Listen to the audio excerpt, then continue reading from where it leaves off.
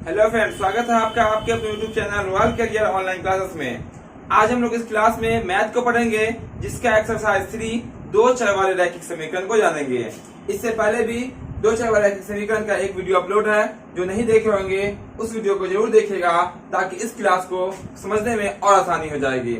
आज जो हम लोग सीखने वाले हैं वह आपका दो चर वाले रैखिक समीकरण के कितने हल होंगे, उसका आलेख कैसा होगा और किस समीकरण को हम लोग क्या कहते हैं। तो आप आखिर तक जरूर देखिएगा, ताकि समझने में बहुत आसानी हो जाएगी और हर बार बोर्ड एग्जाम में क्वेश्चन पूछे जाते हैं और आप आसानी से उसको सॉल्व कर सकते हैं, उसको बना सकते हैं। तो हम लोग यहाँ ध्यान दीजिएगा, हम लोग यहाँ शुरू करते हैं। क्वेश्चन आपसे इस तरह से पूछा जाएगा, किस समीकरण का कितना हल यानी कि हलों की संख्या, कितना हल, आलेख कैसा होगा, आलेख कैसा, और किस समीकरण को क्या कहते हैं, और किस समीकरण को क्या कहते हैं। लोग सीखेंगे दो चर वाले रैखिक समीकरण का कितना हल, किस समीकरण का आलेख कैसा होगा और किस समीकरण को क्या कहेंगे। ध्यान दीजिएगा, मानक रूप हम कर लिखे थे यहाँ पे और बताए थे कि इसका जो मानक रूप होता है वो ax प्लस में by प्लस में c बराबर का होता है आपका 0 होता है। तो ये जो आपका है, इसमें कितने चर मान है, दो चर मान है, रैखिक समीकरण है, लेकिन यहाँ पे समीकरण कितना है, एक है। यहाँ जो हम लोग पढ़ रहे हैं उसमें समीकरण कितना है, दो है। यहाँ पे हम लोग समीकरण को लिखेंगे तो आपका हो जाएगा ax प्लस में by प्लस में c बराबर का हो जाएगा आपका 0 हो जाएगा। ये इसका मानक रूप होता है, ये आपका एक समीकरण हुआ। अगर दूसरा समीकरण को लिखेगा आपको इसी तरह से लिखना पड़ेगा, ax प्लस में by प्लस में c बराबर में क्या होगा आपका 0। यहाँ पे दो समीकरण हो गया। जो भी क्वेश्चन इसमें पूछा जाएगा उसमें दो समीकरण होगा। अब ध्यान दीजिएगा यहाँ पे कि x के बगल वाला क्या होता है आपका a होता है, y के बगल में क्या होता है b, अब बराबर के पहले क्या होता है c। जहां a b c जो आपको दिख रही है वो केवल और केवल गिनती की संख्या होगी। अब ध्यान दीजिएगा यहाँ पे, यहाँ भी a, यहाँ भी a, इसलिए इसको हम लोग कहेंगे पहला a, इसको कहेंगे दूसरा a। ये आपको ऊपर वाला पहला a कहलाएगा, ये आपका क्या कहलाएगा, दूसरा a कहलाएगा। उसी तरह से ये आपका पहला b कहलाएगा, ये आपका दूसरा b कहलाएगा, यानी कि b1 पढ़ेंगे, इसको पढ़ेंगे b2। यहाँ आपको पहला c कहलाएगा, ये आपका दूसरा c कहलाएगा, यानी कि c1 c2। जब भी दो अंक एक जैसा रहे उसका हम लोग नाम रख देते हैं। पहला को कहेंगे पहला, दूसरा को कहेंगे हम लोग दूसरा। जैसे यहाँ पे a1 a2, b1 b2, c1 और c2। अब यहाँ से कुछ शर्त होता है, अब कौन सा समीकरण किस शर्त को फॉलो करेगा उसी हिसाब से हम उसके हलों की संख्या, उसका आलेख कैसा होगा, इसको हम लोग जानेंगे। तो आप ध्यान से देखिएगा यहाँ और आखिर तक जरूर देखिएगा। अब यहाँ ध्यान दीजिएगा, पहला शर्त क्या है कि जब a1 बटा a2, a1 का मान और a2 का मान बटा में हो, यानी कि पहले लिखेंगे a1 का मान, बाद में लिखेंगे a2 का मान, उसके बाद बराबर का सिंबल देंगे, फिर लिखेंगे b1 का मान और फिर लिखेंगे b2 का मान, चिन्ह के साथ लिखेंगे वहां पे। अगर दोनों मान बराबर नहीं हो, अगर दोनों मान बराबर नहीं, इसको पढ़ेंगे हम लोग बराबर नहीं। ध्यान दीजिएगा, इसको कहते हैं हम लोग बराबर। अब बराबर लिख के इसको अगर क्रॉस कर देंगे तो इसको पढ़ेंगे बराबर नहीं, यानी कि पहला दोनों मान आपस में जैसे ही बराबर नहीं होगा आगे नहीं बढ़ना है। और यानी कि इसको हम लोग ऐसे कहेंगे a1 बटा a2 बराबर नहीं b1 बटा b2। जब इस शर्त को फॉलो करेगा, इसका जो है तो इस समीकरण का केवल कितना हल होगा, एक हल होगा, केवल एक हल होगा। यानी हम बताते हैं आपको, पिछले क्लास में जो हम लोग हल निकाले हैं x और y का मान, वो सब समीकरण इसको फॉलो कर रहा था। यानी कि a1 बटा a2 बराबर नहीं था b1 बटा b2 के, इसीलिए x और y का मान निकल जा रहा था। अन्यथा अगर बराबर हो जाएगा फिर हम देखेंगे कैसा उसका कंडीशन होता है। तो यहाँ पे तो इस समीकरण का कितना हल होगा, केवल एक हल होगा। इसका जो आलेख होगा, अगर हम मान लेते हैं आलेख बनाते हैं, आप लोग पढ़े होंगे, ग्राफ की कॉपी होती है, ऐसे बनता है ग्राफ, बिंदु हम लोग डालते हैं, फिर हम लोग आलेख खींचते हैं। इसका जो आलेख होगा, पहला समीकरण का एक आलेख हो जाएगा, दूसरा समीकरण का एक आलेख होगा, इसका आलेख कहा जाएगा प्रतिच्छेदी होगा। आलेख कैसा होगा याद रखिएगा, एग्जाम में पूछा जाता है आलेख प्रतिच्छेदी होगा। आलेख कैसा होगा प्रतिच्छेदी होगा। और ऐसे समीकरण को क्या कहते हैं, ऐसे समीकरण को क्या कहते हैं हम लोग यहाँ पे अविरोधी समीकरण कहते हैं। क्या कहते हैं, अविरोधी समीकरण कहते हैं, समीकरण कहते हैं। अब यहाँ ध्यान देंगे ऑब्जेक्टिव में कैसे क्वेश्चन पूछा जाता है, वैसा क्वेश्चन हम बना के आपको बताते हैं। जैसे कोई भी आपका दो समीकरण दे देगा, कहेगा इस समीकरण का कितना हल होगा। तो सबसे पहले हम क्या करेंगे, x दोनों x के जो बगल में होता है यानी कि a1 बटा a2 कर लेंगे, जैसे यहाँ किया हुआ, b1 बटा b2 कर लेंगे। अगर बराबर पहला ही बराबर नहीं होगा तो वैसे समीकरण कितना हल होगा, एक हल होगा। उससे अगर पूछा जाए आलेख कैसा होगा, तो आलेख जिस समीकरण का एक हल होता है उसका आलेख कैसा होता है, प्रतिच्छेदी। प्रतिच्छेदी का अर्थ होता है कि मान लेते हैं आपका पहला समीकरण है तो दूसरा समीकरण आपका कैसा होगा, ऐसा यानी कि एक दूसरे को काटने वाला हो, ऐसा छेद करते हुए निकल जाएगा। जैसे देखिए यहाँ पर छेद करते हुए निकल गया, इसको हम लोग कहते हैं प्रतिच्छेदी। ठीक है, तो प्रतिच्छेदी होगा आलेख उसका। और ऐसे समीकरण को क्या नाम होता है, तो अविरोधी समीकरण कहते हैं। आपसे ऑब्जेक्टिव में ऐसे ही पूछा जाएगा अविरोधी समीकरण का आलेख कैसा होता है, तो अविरोधी समीकरण का आलेख कैसा होता है, तो प्रतिच्छेदी होता है। आपसे ऐसे पूछेगा अविरोधी समीकरण के कितने हल होते हैं, केवल और केवल एक हल होता है।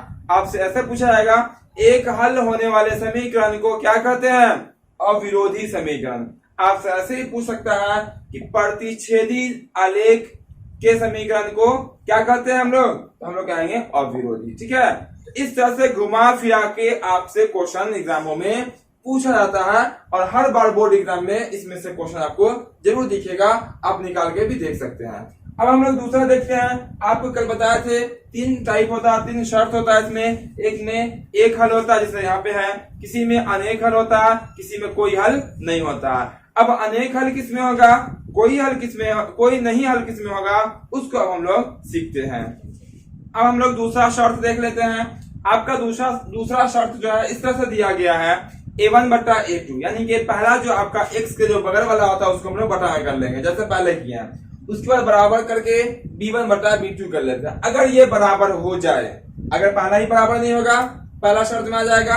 अगर ये पहला बराबर हो जाए तो आगे भी जांच कर लेना। अगर आगे जैसे ही जांच करेंगे c1 बटा c2 करेंगे, यहाँ c1 बटा c2 है, बराबर के पहले जो गिनती की संख्या होगी। अगर ये बराबर नहीं होगा, यानी कि पहला बराबर हो जाए दूसरा बराबर नहीं होगा, तो ऐसे कंडीशन में इसमें जो हलों की संख्या होगी उसका कोई हल नहीं होगा। ध्यान रखिएगा, इसमें कोई हल नहीं होगा। आलेख जो होगा इसका वो समांतर होगा। आलेख कैसा होगा, आलेख वो आपका समांतर हो जाएगा। समांतर कहने का अर्थ हुआ, आपको बताएं कि दो आलेख बनेगा, दोनों आलेख एक रेलवे पटरी की तरह चली जाएगी, आपस में वो कभी नहीं कटेगा। इसी को हम लोग कहते हैं समांतर। इसका आलेख कैसा हो जाएगा, आपका समांतर होगा। और ऐसे समीकरण को कहते हैं हम लोग विरोधी समीकरण। क्या कहते हैं, विरोधी समीकरण कहते हैं। ऐसे समीकरण को हम लोग विरोधी समीकरण कहते हैं। उसके बाद ध्यान दीजिएगा, यहाँ पे हम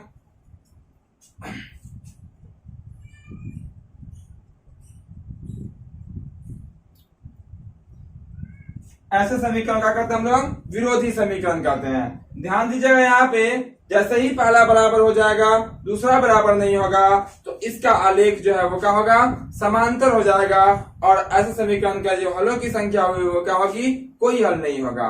तो हम बारी बारी से तीनों शर्त को पहले बताते हैं, फिर तीनों से जुड़ा हुआ क्वेश्चन को आपको बताएंगे कि किस क्वेश्चन रहेगा, तो उससे हमसे क्या पूछा जाएगा, उसको फिर हम लोग कैसे बनाएंगे। आप लोग आखिर तक यहाँ पे ध्यान से इसको शर्त को सीखिए, क्वेश्चन आप बिल्कुल आसानी से खुद से भी सॉल्व कर सकते हैं। यहाँ ध्यान दीजिएगा, हम लोग तीसरा शर्त को देख लेते हैं। तीसरा में क्या होता है कि a1 बटा a2 बराबर b1 बटा b2 और बराबर c1 बटा c2। यही तो यहाँ पे है, a b और क्या c है। अगर पहला ही बराबर नहीं होगा तो पहले शर्त में चला जाएगा जिसका एक हल होता है। पहला बराबर हो जाए दूसरा बराबर नहीं होगा, उसका कोई हल नहीं होगा। अगर तीनों बराबर हो जाए, जैसे यहाँ दिख रहा होगा a1 बटा a2 बराबर b1 बटा b2 बराबर c1 बटा C2। तो जब ऐसा अगर आ जाए इसका क्या होता है, अनेक हल होता है। कितना हल होता है, अनेक। अनेक का अर्थ क्या होता है आपको पता होगा, अनेक का अर्थ होता है जिसकी कोई गिनती ना की जा सके, ठीक है, अनेक, बहुत सारा हल। तो हो तो अगर ऐसा, जैसे कितना हो जाएगा, अनेक हल। कितना हल होगा, अनेक हल, अनेक हल होगा। और इसका आलेख कैसा हो जाएगा, समपाती हो जाएगा। आलेख कैसा होगा, समपाती। आलेख समपाती। समपाती का अर्थ क्या होगा कि एक आलेख के ही ऊपर दूसरा आलेख चढ़ जाएगा। हम लोग पढ़ेंगे आलेख जब निकालेंगे, देखिएगा कोई आलेख प्रतिच्छेदी हो जाएगा, कोई आलेख समांतर चला जाएगा, कोई आलेख एक दूसरे के ऊपर ऐसे चढ़ जाएगा। जैसे मान लीजिए कि ये पहला समीकरण का आलेख है। किसका आलेख है ये, पहला समीकरण का। दूसरा समीकरण का आलेख जो है ना इसी के ऊपर चढ़ जाएगा, इसी के ऊपर चढ़ जाएगा वो, ठीक है। तो इसी को बचत जाएगा तो उसको हम लोग सिंबल ऐसे लगा देंगे। इसी को हम लोग कहेंगे संपाती आलेख। आलेख कैसा होगा, संपाती होगा। और ऐसे समीकरण को आश्रित समीकरण कहते हैं। क्या कहते हैं, ऐसे समीकरण को क्या कहते हैं हम लोग, आश्रित। क्या कहते हैं, आश्रित समीकरण कहते हैं। ध्यान रखिएगा, जब a1 बटा a2 बराबर b1 बटा b2 बराबर c1 बटा c2, यानी तीनों मान बराबर हो जाएगा आपस में, उसके अनेक हल होंगे, ऐसे समीकरण को आश्रित समीकरण कहा जाएगा।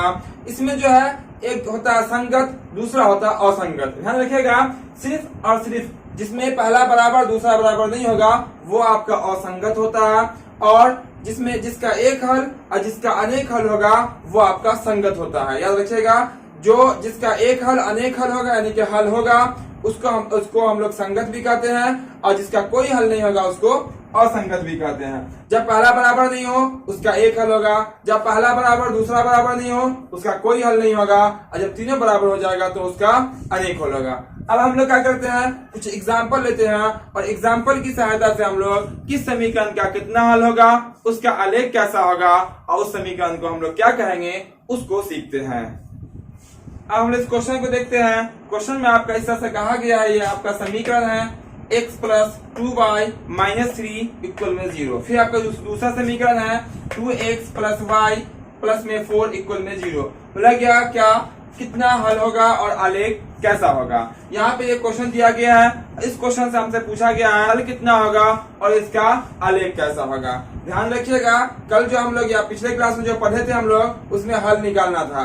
वहां पे हम लोग लुप्तीकरण विधि का उपयोग करके x और y का मान निकाल लिए थे। वहां हल ज्ञात करना रहेगा तो हल ज्ञात करे थे। यहाँ पे क्या है आपका हल कितना होगा और आलेख कैसा होगा ये हमसे पूछा गया है। तो यहाँ हम लोग लुप्तीकरण विधि का उपयोग नहीं करेंगे, x और y का मान नहीं निकालेंगे। तो ध्यान दीजिएगा, यहाँ पे आपका यहाँ पे देखिएगा यहाँ लिखा हुआ है x के पहले क्या होता है a1 होता है, यहाँ पे क्या होता है a2, यानी कि x के पहले वाले को हम लोग a कहते हैं। तो यहाँ जो आपका a होगा वो a का मान क्या होगा, ये x के पहले वाला, और ये आपका x के पहले वाला ये a का मान होगा। b का मान क्या होगा, y के पहले वाला, यहाँ भी y के पहले वाला।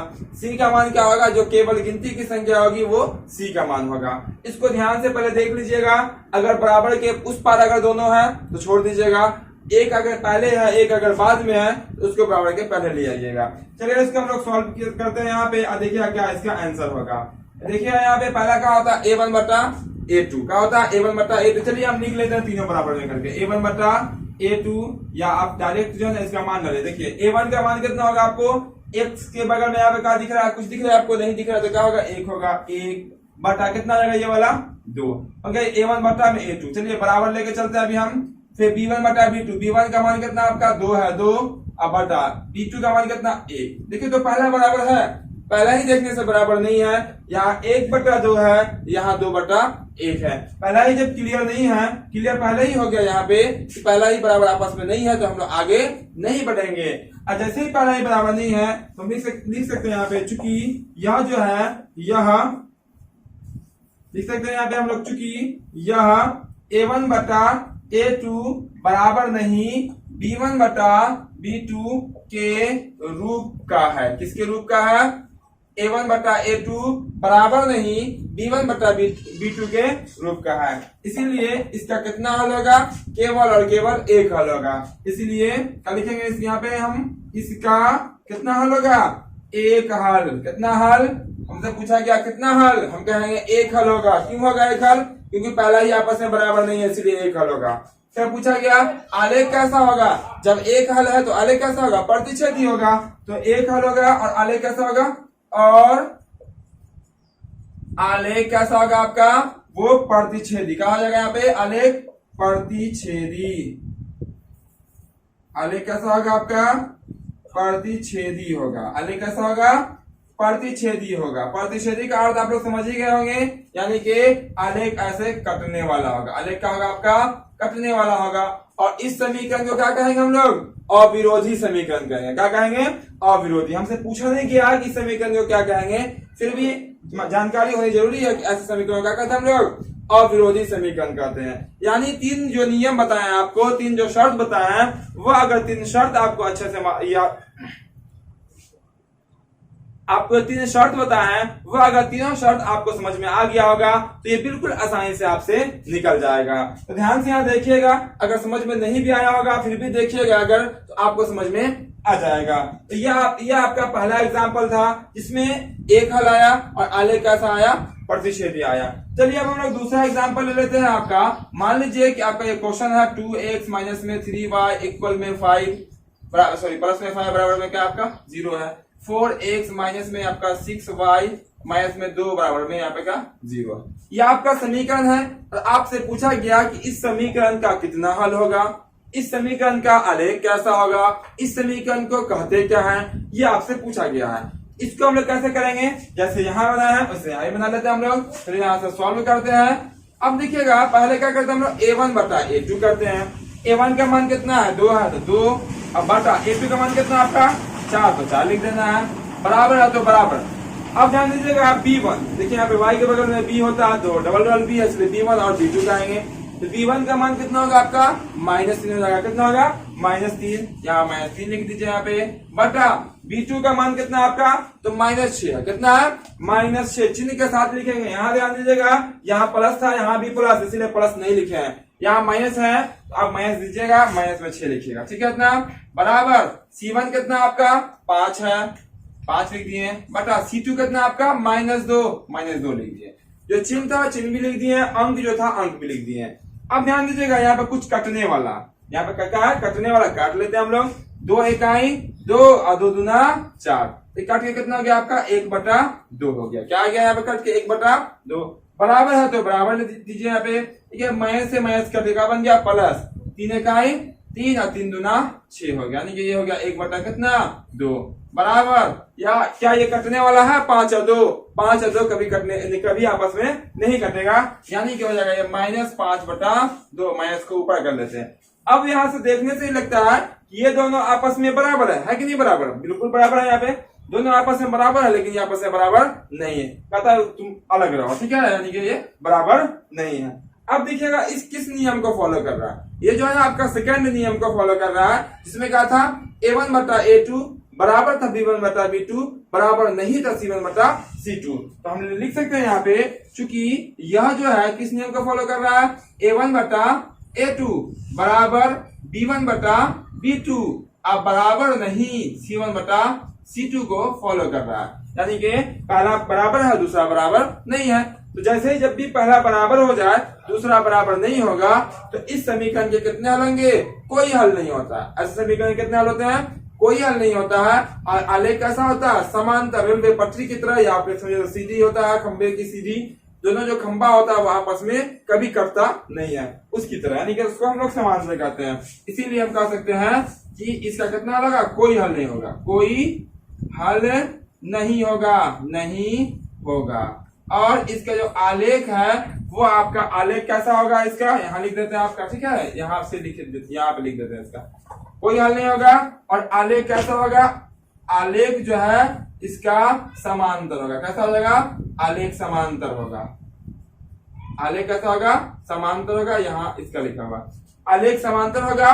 और ऐसे समीकरण को हम लोग क्या कहते हैं, विरोधी समीकरण कहते हैं। क्या कहते हैं, विरोधी समीकरण कहते हैं। अब आपसे क्वेश्चन में क्या पूछा जाएगा, मान लीजिए ये आपका समीकरण दिया जाएगा, अब कहा जाएगा इस समीकरण को क्या कहते हैं।